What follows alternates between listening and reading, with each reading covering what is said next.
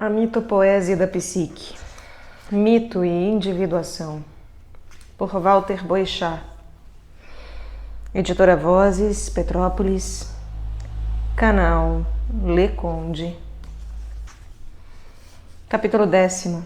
Mito e transformação. Afrodite, a deusa do amor. Hesíodo relata em sua Teogonia o misterioso nascimento de Afrodite, a chamada Anadiomene, aquela que surge das ondas do mar. Após a castração de Urano por seu filho Crono, os genitais do deus do céu caem no mar, e das ondas e esperma se forma uma espuma, em grego Afros, da qual nasce a deusa do amor. Afrodite tem, portanto, um nascimento arcaico, em um tempo mítico anterior ao nascimento do próprio Zeus e os demais deuses olímpicos, ainda no ciclo dos titãs, sob o domínio de Crono. Psicologicamente falando, todo mito de nascimento fala da origem da consciência. Se o mito é atemporal, no sentido cronológico, ele possui um tempo simbólico.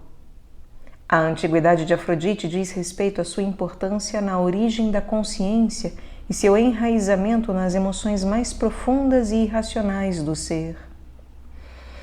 O seu estado nascente, surgindo das espumas do mar, inspirou Apelles, grande pintor grego do século IV a.C., e muito mais tarde Botticelli, em seu famoso quadro O Nascimento de Vênus. A beleza incomparável de Afrodite neste estado de suspensão fala do amor que assoma à consciência e de suas possibilidades transformadoras, tão bem elaboradas por Platão em seu O Banquete. Entretanto, neste estado, podemos perceber Afrodite perigosamente próxima do oceano, símbolo do inconsciente coletivo descrito por Jung, o meio aquoso sem fronteiras delimitadas, sede de paixões de todo tipo, que podem, em certas circunstâncias, assomar a consciência de forma destrutiva. Afrodite Anadiomene está, portanto, entre o céu e o oceano. Em seu nascimento, traz a ideia dos pares amorosos, o casamento do céu e da terra, dos deuses primordiais Gaia e Urano. No domínio da biologia celular, a reprodução não se dá por pares, mas por divisão celular. É uma esfera fora do domínio da deusa do amor. Mas Afrodite é a deusa da atração entre os polos opostos, o céu e a terra, o corpo e o espírito, a civilização e a natureza, o homem e a mulher.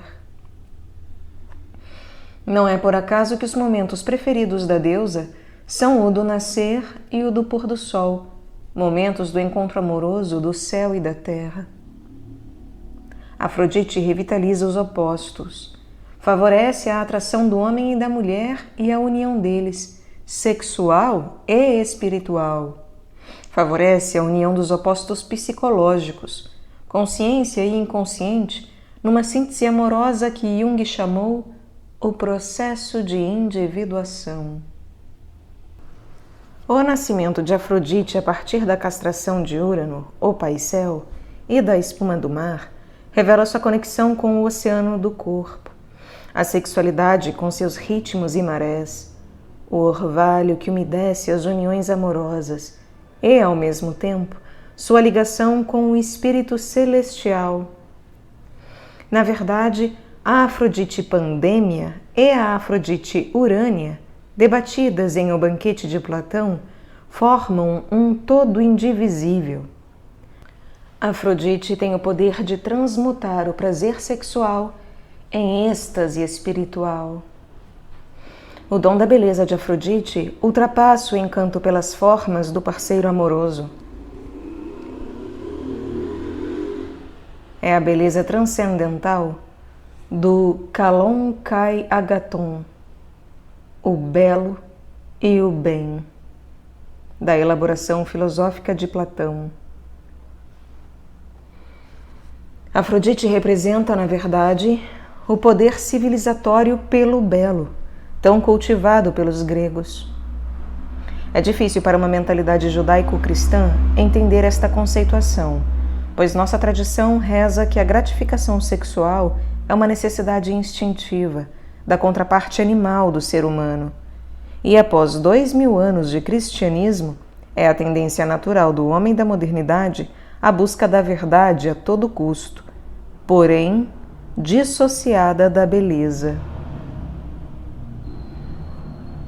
Considero o simbolismo do cultivo dos jardins uma das imagens mais convincentes da expressão mágica de Afrodite como imagem arquetípica do poder organizador do belo, tanto na consciência individual quanto coletiva. As flores estão presentes no mito de Afrodite com muita frequência. A deusa aparece em algumas representações coroada com flores por talha. Entre as três graças, a responsável pela floração. Pétalas de rosa são também jogadas por talha sob seus pés. É importante ressaltar que Afrodite é, além da deusa do amor, a deusa das flores. A flor sintetiza de forma admirável o mistério de Afrodite. As flores são o mais belo órgão sexual do universo. São muitas as imagens floridas representativas da beleza sexual feminina, entre elas a rosa vermelha, colorida e perfumada, mas com espinhos que podem machucar, como fazem sofrer as paixões do amor. Estar preocupado com flores e organizar jardins é uma forma de cultuar Afrodite. Os europeus, prezando muito os poucos espaços de natureza em seus espaços densamente construídos, elaboraram carinhosamente seus jardins, interseção entre natureza e civilização, respiradouro natural do belo em suas cidades. Afrodite reina neste espaço sagrado de conjunção entre civilização e natureza. Entre nós vive um dos maiores gênios mundiais do paisagismo, Roberto Burle Marx, o maior segundo a crítica europeia. Por todo o mundo, seus jardins cumprem a função arquetípica de mediar o encontro da cidade e da natureza. Lélia Coelho Frota descreve a magnífica criatividade de um dos maiores artistas brasileiros em pleno processo criativo aos 83 anos em seu ensaio Roberto Burle Marx, Parceiro da Natureza, o qual apresentou em exposição em Minas Gerais e no Rio de Janeiro. Percorrendo as páginas de Lélia, percebemos a grandeza de Burle Marx, o último remanescente da geração dos grandes artistas do movimento modernista, Tarsila, Di Cavalcanti, Villa-Lobos. Os italianos souberam valorizar bem seus jardins. Publicam agora um espesso livro sobre Burle Marx, O Jardim do Século XX. Isto é, consideram-no o mais importante em nosso século. O casamento de Afrodite e Hefesto traz em si um paradoxo e um mistério. Como pode a mais bela das deusas unir-se com o deus coxo? Uma interpretação literal psicológica mostra um modelo de casamento tão comum, a relação complementar tão estagnante quanto insatisfatória do ponto de vista do desenvolvimento de cada um. Por outro lado, a compensação é necessária, porque encerra em si o constante desafio da beleza interior, o belo em si, que Hefesto manifesta em seu trabalho de divino artesão, o senhor da mais bela ourivesaria. A dourada Afrodite tinha que se cercar naturalmente do senhor do ouro e das joias, símbolos da perfeita beleza. O casamento é, assim, um antídoto contra a identificação do belo aparente, tão comum em nossa cultura atual. Quanto mais caímos nesta identificação, mais perdemos contato com a deusa. Historicamente, a mulher grega foi reprimida dentro de uma estrutura de sociedade do patrismo. Além da esposa oficial, o cidadão ateniense poderia possuir a escrava do gineceu, a palaquê, ter contatos com amantes de cunho inferior, a prostituta paga, a porne, e ter ainda uma amante de padrão mais elevado, do ponto de vista social ou cultural, a hetera. Algumas heteras se tornaram famosas, poderosas e ricas, devido à sua inteligência e beleza. Assim foi Aspásia, confidente do próprio Péricles, que tinha por ela especial afeição e carinho, demonstrando isto publicamente em diversas ocasiões. Phryne, hetera amante do artista Praxiteles, tornou-se famosa pela sua impressionante beleza, tendo posado nua para que Praxiteles moldasse a famosa estátua de Afrodite nua do templo de Quinido. Apelles, famoso pintor, fez dela retrato equivalente à nossa Mona Lisa. Phryne tornou-se tão poderosa que foi ela quem financiou a reconstrução das muralhas de Tebas, depois de destruídas por Alexandre. Nestas muralhas foi inscrito: destruído por Alexandre, reconstruído por Phryne, hetera. Estas heteras são demonstração do poder de Afrodite em seu aspecto concreto. Mas quando Phryne pousou para Praxiteles nua, a deusa foi retratada pela primeira vez desnuda, e isto gerou uma controvérsia no mundo grego. Deveria Afrodite ser desnudada? Afrodite sempre foi representada com tecidos quase transparentes, através dos quais se podia adivinhar suas belas formas. Seu corpo e sexualidade representando a natureza, suas roupas e joias, a cultura. Mais uma vez, um equilíbrio entre os pares de opostos. Entre sua indumentária, os mitos falam de uma faixa de tecido ou de um cinto do qual emana todo o seu poder de amor e sedução.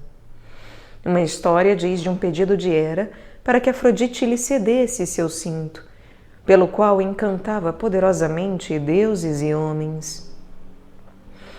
Esse mito retrata a necessidade de integração de Hera, senhora do casamento sagrado e do Olimpo, do poder sexual de Afrodite para a perpetuação de seu hieros gamos, seu casamento sagrado com Zeus.